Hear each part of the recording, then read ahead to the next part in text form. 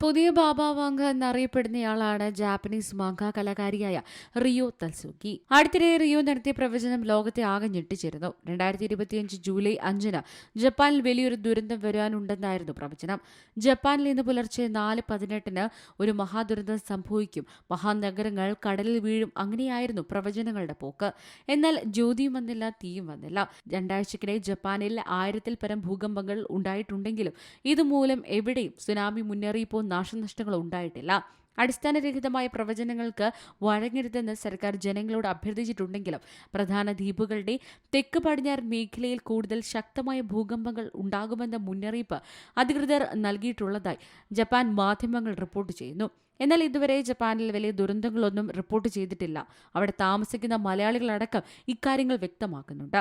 ഇതോടെ മലയാളികളടക്കം ജപ്പാനിൽ ഈ ബാബ വാങ്കിയെ ട്രോളി രംഗത്തെത്തിയിട്ടുണ്ട്. ഏതായാലും തന്റെ പ്രവചനം തെറ്റിപ്പോയതിനെക്കുറിച്ച് ഇതുവരെയും റിയോ സംസാരിച്ചിട്ടില്ല. News desk Zee Malayalam news. ഏറ്റവും പുതിയ വാർത്തകളും വിശേഷങ്ങളും വിരൽ തുമ്പിലറിയാൻ സി മലയാളം ന്യൂസ് എല്ലാ ഡിജിറ്റൽ പ്ലാറ്റ്ഫോമുകളിലും ലഭ്യം.